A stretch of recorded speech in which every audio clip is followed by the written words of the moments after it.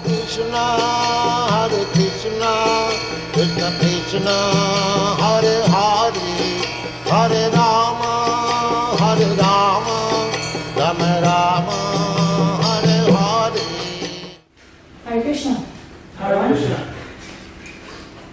So today we're going to be reading from Bhagavad Gita as it is.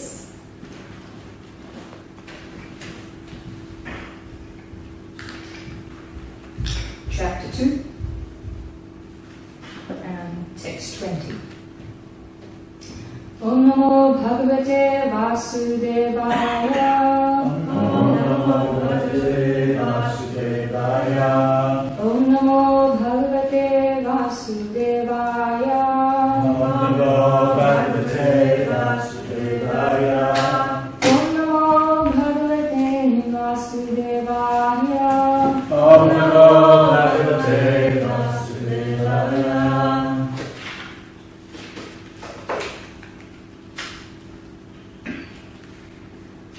We'll start with the word for word.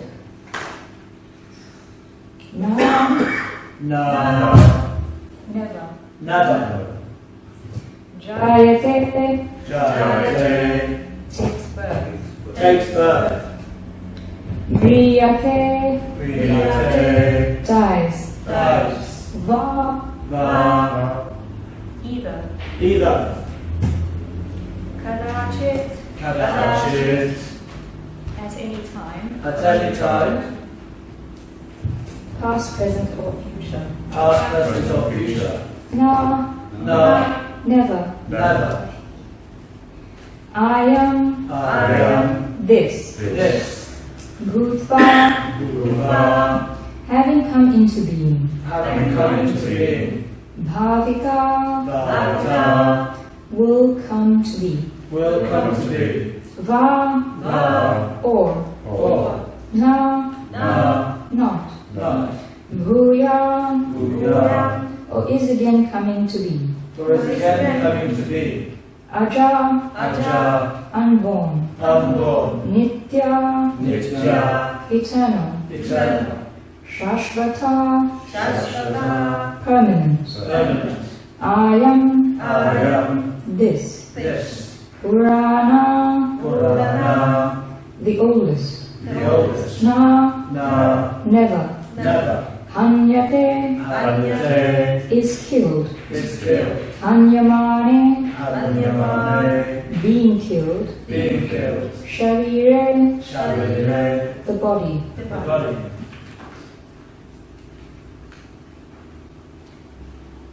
Na jayate mriyate va kadachin. Jayate mriyate va kadachin. Nayam bhutva bhavika vana bhuya. Nayam bhutva bhavika vana bhuya. Ajo nitya shashvato yam purano. Ajo nitya shashvato yam purano. Nahanyate hanyamane sharire.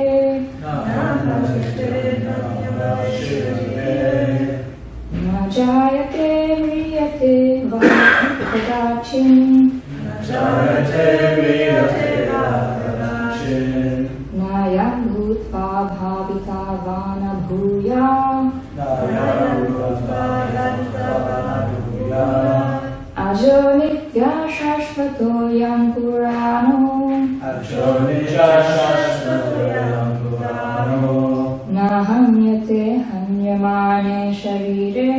Nahanyate hanyamane sharire. Najayate mriyate va kadachin. Jayate mriyate va kadachin. Nayam bhutva bhavika vana bhuya. Nayam bhutva bhavita vana bhuya. Ajo nitya shashvato yam purano. Ajo nitya shashvato yam purano. Nahanyate hanyamane sharire.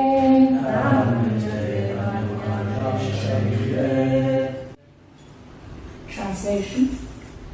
For the soul, there is neither birth nor death at any time. He has not come into being. does not come into being, and will not come into being. He is unborn, eternal, ever-existing, and primeval. He is not slain when the body is slain. Please repeat. For the soul, there is neither birth, nor death, at any time. He has not come into being, does not come into being, and will not come into being. He is unborn, eternal, ever-existing, and primeval. He is not slain, when the body is slain. Purport by His Divine Grace Sri A.C. Bhaktivedanta Swami Prabhupada. Qualitatively, the small atomic fragmental part of the Supreme Spirit is one with the Supreme. He undergoes no changes like the body. Sometimes the soul is called the steady, or kutastha. The body is subject to 6 kinds of transformations. It takes its birth from the womb of a mother's body, remains for some time, grows, produces some effects, gradually dwindles, and at last vanishes into oblivion. The soul, however, does not go through such changes. The soul is not born, but because it takes on a material body, the body takes its birth. The soul does not take birth there, and the soul does not die. Anything which has birth also has death, and because the soul has no birth, he therefore has no past, present, or future. He is eternal, ever-existing, and primeval. That is, there is no trace in history of his coming into being. Under the impression of the body, we seek the history of birth, etc., of the soul. The soul does not at any time become old, as the body does.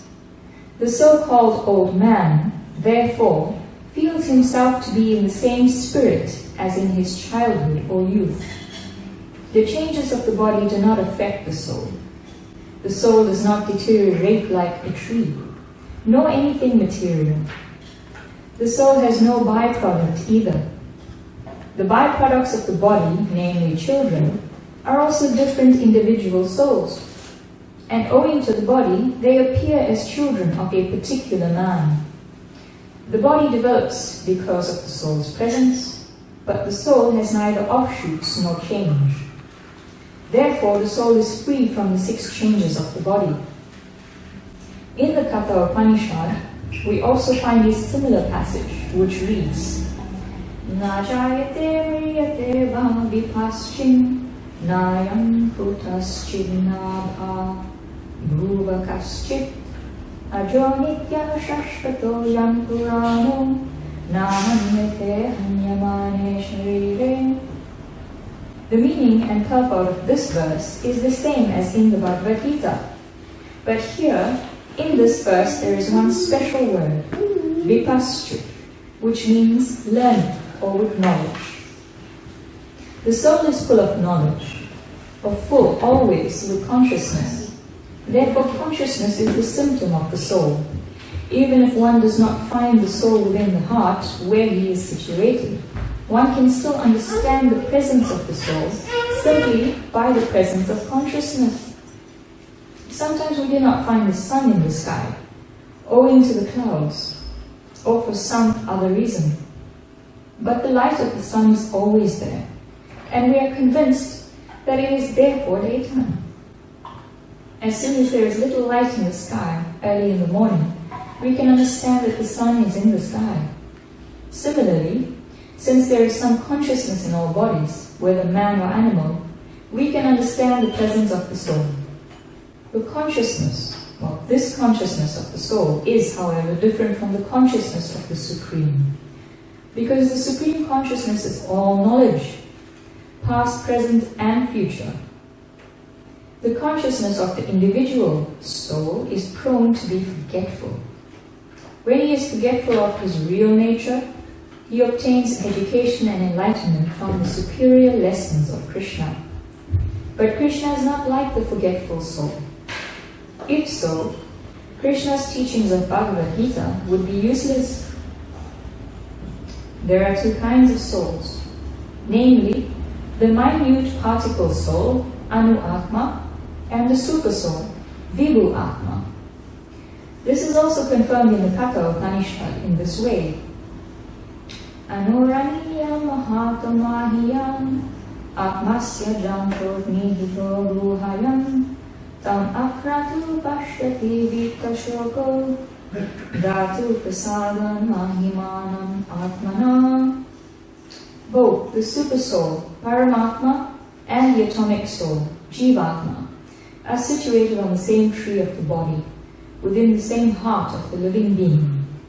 And only one who has become free from all material desires, as well as lamentations, can, by the grace of the Supreme, understand the glories of the soul. Krishna is the fountainhead of the super soul also, as it will be disclosed in the following chapters. And Arjuna is the atomic soul, forgetful of his real nature. Therefore, he requires to be enlightened by Krishna, or by his bona fide spiritual master representative.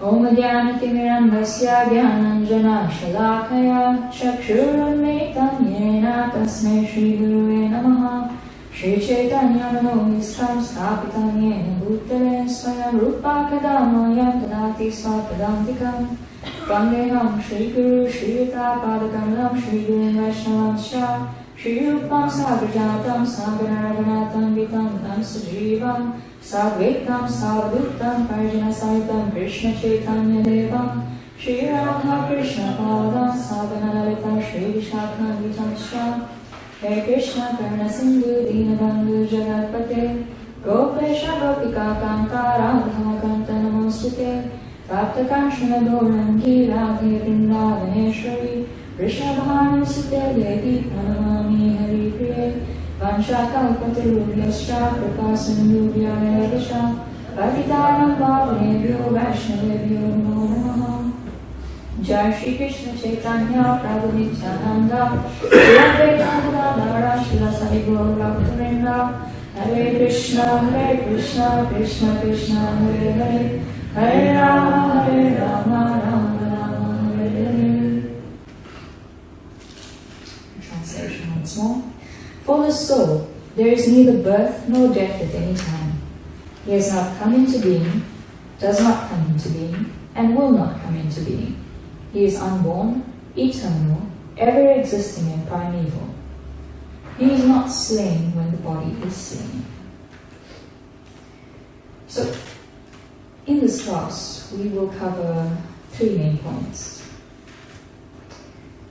based on the 220 verse. We'll speak a bit about the eternality of the soul. We'll speak about knowledge, well, real knowledge, and specifically where the verse is speaking about how actually knowledge being that everything emanates from Krishna. And thirdly, the need for accepting a spiritual master. So, we'll begin with the fact that the verse propounds the eternality of the soul. In fact, it does so almost redundantly. If you notice, it says three different ways the same thing, but still three different parts of the whole. He has not come into being, does not come into being, and will not come into being. So essentially, if we didn't get it in those three times, here goes the fourth time, that he is unborn and eternal. These three statements already tell us that he is eternal. But to pull it out and draw it more emphatically, the next sentence tells us he is unborn and eternal, ever existing and primeval. So we don't exactly have direct perception of something that is eternal. because we're part of what seems like a world that isn't eternal, where everything goes through these stages that the purport talks about, where there is some birth, there is growth, there is byproducts, and then dwindling and death. So if this is all that we have in our realm of perception, how then can we understand, and why then do we as human beings have this need for something eternal? No one wants to die. Yet we have experience of death surrounding us on a daily basis sometimes. If anyone reads the news or listens to it, we are surrounded, it seems like, a world of death. But yet, the Jiva soul, the eternal, unborn, its real constitutional position is part and parcel of Krishna. Because Krishna is unborn and eternal, full of knowledge, Satchit Ananda Vigraha, Anadi Adi Govinda Sarvakarana Karana, the primeval cause of all causes, even the cause of us. So people want to be immortal, so we can get rid of the anxiety of death. Because, we never know. Death is like that. It comes at the most unexpected of times. No one expects a child to pass away. In Bhagavatam we have so many stories about how, great mighty kings are ruling and they have many wives who they're able to take care of very nicely and many progeny that they're able to generate. But there's also a story of one king who wasn't able to have a child. And the great rishis and munis helped him, but told him that this son will be a source of great happiness, but also a source of greatest distress to you. So as this child grew, he and his favored wife took care of the child very nicely. And this child became their life and soul, their everything. But the other co-wives of the king were not happy. They felt very neglected and uncared for by the king. And they all conspired to poison the child.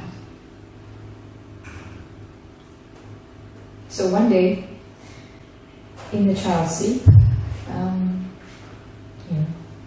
that was it. He never woke up. And when the maidservant approached the child to wake him up, she noticed that he had left his body. And she informed the king and queen of this, and they were thrown into the greatest despair. The object of all of their love and affection is no more. And just when the king was about to leave his body in despair, Narada Muni and Angira Muni appeared to the king and said to him, Angira Muni said, when I gave you this benediction, I told you that this child will be the greatest source of happiness and distress. Because losing something so dear to you can give you so much distress. But this is our condition in the material world, that we think that we own. We have some proprietorship over things. And by his mystic and yogic powers, Sri Narada Muni then brought the child to life and asked the child to please come and join your parents. And this Jiva soul, when he awakened, he said, who are my parents? I've had many parents in this lifetime, in the lifetime before me. Many, many births, I've had many parents. And I've been parents so many times. So who are these parents that you speak of? And the king and queen were surprised, were perturbed. This is our affectionate son. But then they understood. Yes, we had severe attachment. And from that attachment, there was so much pain caused to us. But we're still learning this lesson as well. we're no different from the king and the queen if we're so attached even to our own body. What to speak of the byproducts of our body? Of course, self-preservation is a very natural instinct. People think it's inborn, and of course, this is our vehicle given to us by Krishna. We're meant to take care of it. So self-preservation is a very natural thing. But beyond self-preservation, being too overly attached will cause us a lot of pain. Because firstly, we're not proprietor, and we're not in control. We're not Ishvara. There's only one Ishvara. We do have some control, but it's a very, very minute scale. But we do have examples of people who tried to be in control and who didn't want to die ever. Just like Hiranyakashipu. He tried by austerities to become immortal and asked for boon from Lord Brahma. And, well, Lord Brahma just very matter-of-factly stated that I cannot give you the boon of immortality because even I don't possess that. I'm Brahma, I live for a long period of time, but even I have to give up this body. I'm not immortal. So then he tried by various ways to gain immortality, to cover his bases. But that kind of pursuit is in vain. Because as long as we live in this material world, where, we're surrounded by these processes and death, there's absolutely no escape. It's going against the laws of material nature. So this eternality of the soul is something that's inherent. It's inbuilt in us. So no one wants to die because the soul is eternal. And we are the soul, we're not the body that actually goes through the process of death and all the other process of growing, old age, disease, and death. Nothing of that sort affects the soul in any way. In fact, this verse, if anyone listens to Prabhupada on a regular basis, he quotes this verse over and over again. It permeates his writings. Even sometimes he just quotes the last line. Nahanyate hanyamani shiriri. You hear him throw a quick reference to this verse. Because he's always, no matter what Prabhupada is speaking on, he's always bringing us back to this point about not being the body. To awaken us to that. Because it's very easy to slip into that consciousness of the body. Because we're in contact with material nature. So that is the difference between temporary, mundane knowledge and eternal knowledge. Knowledge that is aparashaya, or not man-made. Aparashaya, the Vedas are considered aparashaya because the Vedas and Upanishads that Prabhupada is quoting from here, the Katha Upanishad and, Katha Upanishad twice. He quotes 2 verses from the Katha Upanishad. And so the Vedas and Upanishads are considered aparashaya. Because there's no man who has manufactured the Vedas and Upanishads. The Vedas are eternal. And they were written down for us by Srila Vedavyas, the divider of the Vedas. First there was only one, and then he divided them into 4, because in the age of Kali Yuga, we are not so strong in terms of our memory and mental capacity anymore. So he divided the Vedas into 4. And then he also wrote commentaries on them. And Srimad Bhagavatam is considered the natural commentary on the Vedas and Upanishads, because Srila Vyasadeva, the same author, wrote that in his very mature stage of life. After writing so many literatures, he then wrote Srimad Bhagavatam. So that is the difference between the real knowledge and the type of transitional knowledge that we need, or the practical knowledge that we need for everyday maneuvering around in material energy. That kind of knowledge changes. It's imperfect because the source of that knowledge is imperfect. It's usually man-made. And as the purport alludes that, this type of person or man is prone to forgetfulness. And Krishna is different from that. He's not prone to forgetfulness. In fact, he's Trikalagya. He knows past, He knows present, He knows future, He's omniscient, He's within our hearts. He knows our deepest longings and desires, what to speak of when we turn to Him and we actually want to surrender to Him. He's right here. So He's not subject to these types of rules and regulations that we are subject to in the material world. In fact, He is the source of everything. Bhagavad states how everything emanates from Him. Ete shansa kala pumsa krishnastu bhagavan svayam indriya vyakulam lokam mridayanti yuge yuge. So all of the emanations and the amshas, the parts of the parts that are emanations of Krishna, all these different incarnations, He is the source of all of them. What to speak of us, Prakriti, or the Jivas. He's the source of everyone in creation. And He alone is Bhagavan, because from those parts, it doesn't make Him less. He can have so many separated energies and still remain completely Himself, whole, full, and in full potency. In the Upanishad it says how Krishna is the perfect, and from the perfect is the perfect born. So, there is no diminution because Krishna is the source of everyone and everything. Like a piece of paper that's cut, has different shreds. It has to, become diminutive in order to have that many shreds. But Krishna is very much different. He can have as many amshas and many parts and parcels and still remain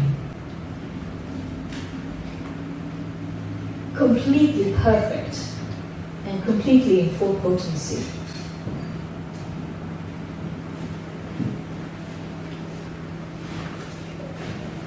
Om Purnamida Purnamidam Purnat Purnamidashite Purnasya Purnamadhaya Purnameva Vishishyate. So that was the verse I was trying to get. That, yes, from the perfect is the perfect born, but there is absolutely no diminution or absolutely nothing that takes away from the potency of Krishna. Krishna is always Krishna, irrespective of the type of incarnation He decides to descend in, Mridayanti Yuga, from the different yugas, irrespective of any type of form that He chooses to show or not.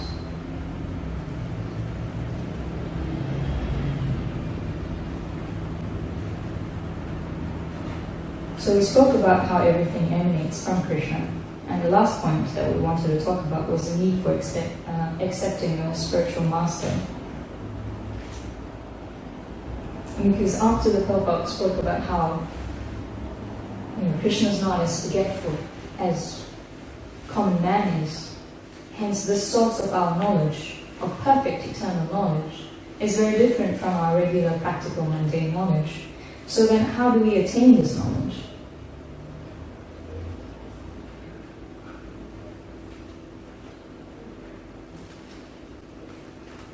The purport advises us to be enlightened by Krishna, who is bona fide representative, the spiritual master, who we should try to approach, inquire from him submissively, and render service unto him, because the self-realized souls can impart knowledge unto us, because they have seen the truth, as it says in 4:34.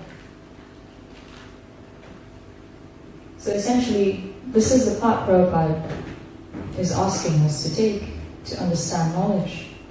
Sometimes some projects are DIY. Go to IKEA, buy some furniture, and has some instructions, and sometimes people don't even bother to read those instructions. They're just ready to rip open the box and assemble something, if it works. And sometimes not very well, so then they read the instructions. And sometimes people tend to go through life like that also. Go through life, living it, and then realize, oh, something's wrong. Something is terribly wrong. Something doesn't fit very well. So then we look, okay, well, are there any instructions that come with this life? And it's a bit hard because, time doesn't have a reverse gear. Genuinely, in a manual transmission of a car, there's a reverse gear. You can move backwards, but that doesn't work with time. Time has absolutely no reverse gear. So then it gets a bit difficult. But still, at any point of time, if anyone approaches a bona fide spiritual master and is serious enough to surrender to Krishna, then Paramatma will guide us to a genuine, bona fide spiritual master.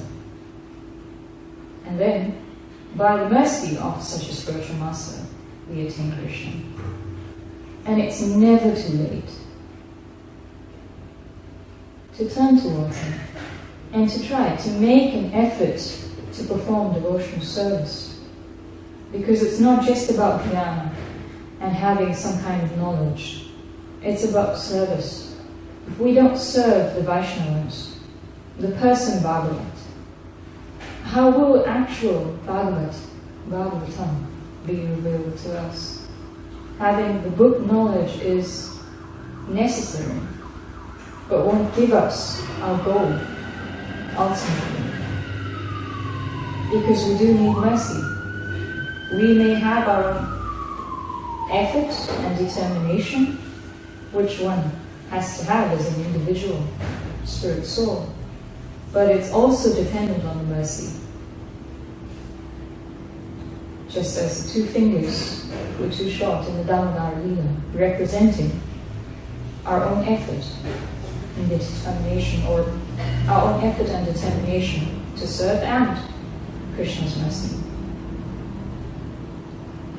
So, in today's class, I spoke mainly about 3 points. The eternality of the soul, and I spoke about how, although we're surrounded basically in a very impermanent world, a place of death actually, where the body is undergoing 6 transformations, but the soul still remains untransformed by these transformations. And then spoke about knowledge and how Krishna is the source of perfect knowledge, like the Bhagavad Gita and Srimad Bhagavatam. And then we spoke about the need for accepting a spiritual master. And looking at the time, if we're meant to stop at 7:30, I should stop here and maybe we'll have some questions, corrections, discussion, if you don't mind. Alright, with that, all the time. Grantara Srimad Bhagavad Gita ki, Srila Prabhupada ki, Jai Prabhupada. Hare Krishna, Krishna Krishna, Hare Hare, Hare Rama,